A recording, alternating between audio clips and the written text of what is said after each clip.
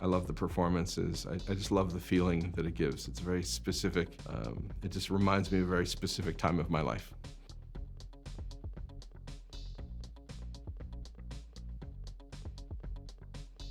It came about after I had finished in 2019, the last film of the animated trilogy. I was working on different stories and different scripts.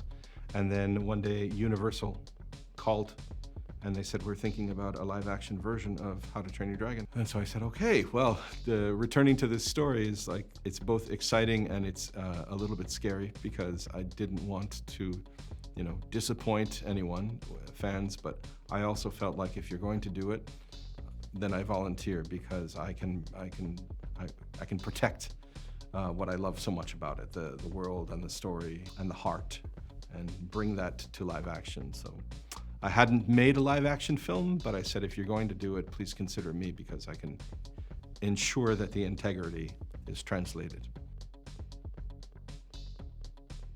Yes, I did. Yeah. First of all, I made it clear I'm not a fan of this trend because I love animation and as a medium, and I know how much work goes into making a successful animated movie. It almost seems too easy to come along and simply remake it in a new medium. But since we were going to do it, I did think back to all of those little regrets or missed opportunities where we could have brought a bit more into the mythology of the story, into the depth of the characters, and even in terms of some of the action, where we could have just given it a little bit more of an immersive quality. So the intention from the start was, let's keep what really worked about the movie, but also find those opportunities to be truly additive and not simply change things for change's sake. We decided, we took the approach that the animated movie is almost as though it came second.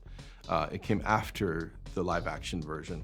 So these dragon designs, in some cases, are quite cartoony in the animated movie, but we wanted to keep the silhouettes, we wanted to keep the color patterns, and especially we wanted to keep the personalities. And so we started to think backward. What was the animal that inspired those designs and those exaggerations and caricatures? And so in some cases, with A Monstrous Nightmare, we were leaning into the crocodile-like reference, or with a Deadly Natter, it was more a tropical bird. And then with Toothless, Croque-Mou, he was always like a big cat, like a black panther, mixed with a salamander.